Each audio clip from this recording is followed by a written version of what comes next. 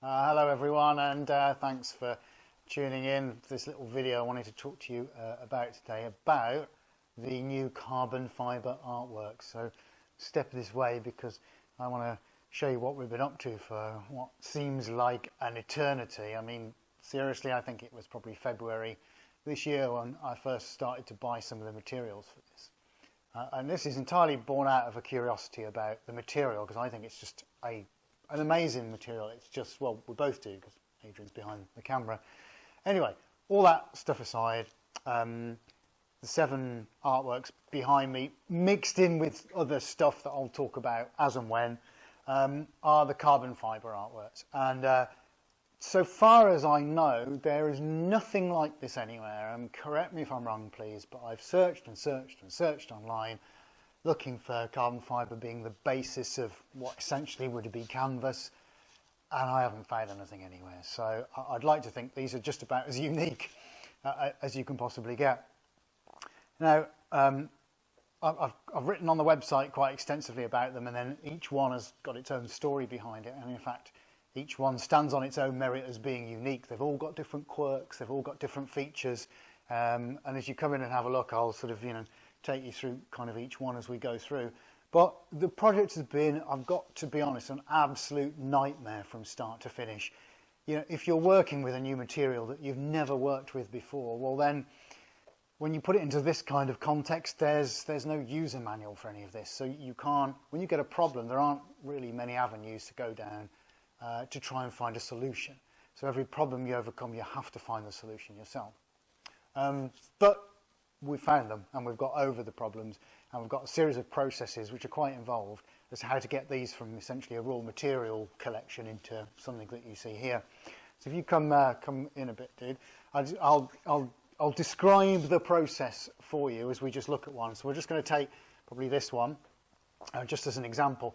So the frames, they're a special extrusion made for us, and they're laser cut, so they are absolutely pinpoint accurate. And into this there is a piece of honeycomb sheet, and on the honeycomb sheet is a piece of hand-laid carbon fibre. We've got a few photos on the website about how this is done, but essentially this is all laid by hand. So it comes in on a roll, it gets laid out, it gets bonded, and then it gets impregnated with a little bit of resin to make the carbon go hard and rigid.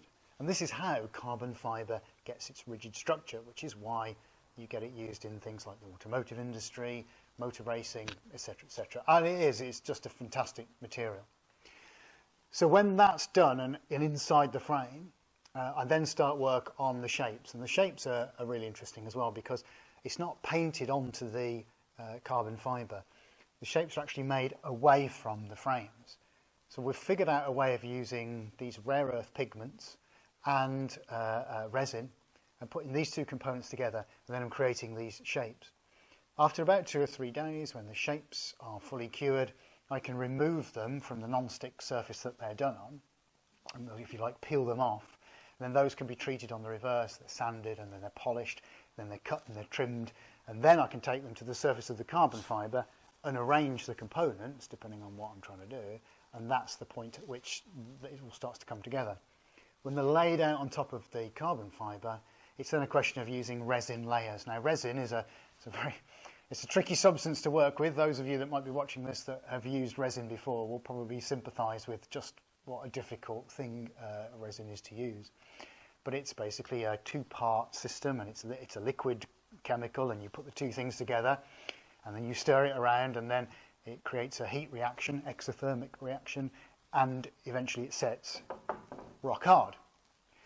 So having to set these into resin it sounds like a pretty simple thing to do, but I can assure you it is anything but. And this is probably the thing we've had the most problems, and that's the consistency of how the resin cures and how it dries.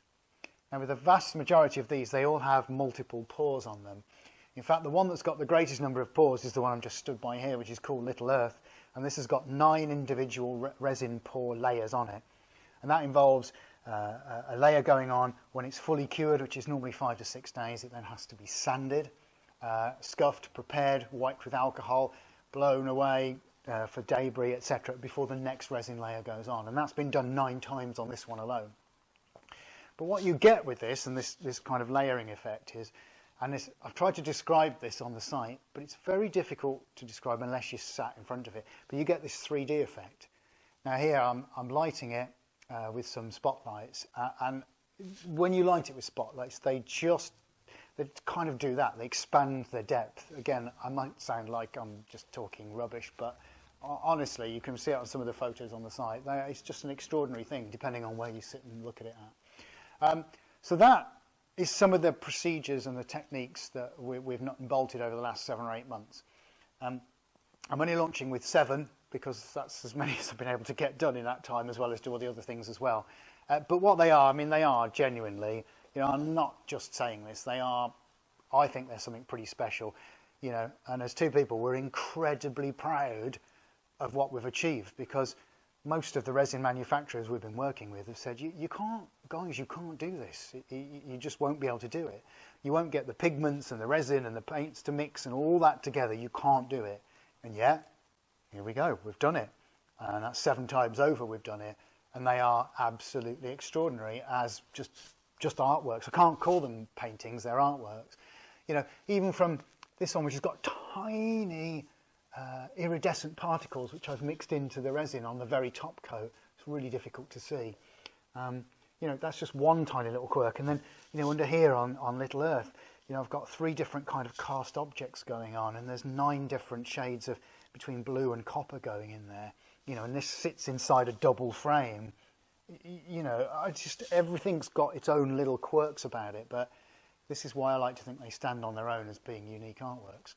So I hope you can appreciate the work that's gone into them.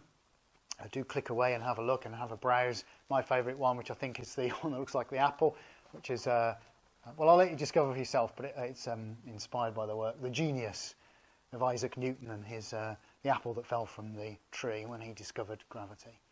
Anyway, so that, ladies and gentlemen, is the range of carbon fibre. I hope you enjoy it, and yeah, please buy one as soon as possible.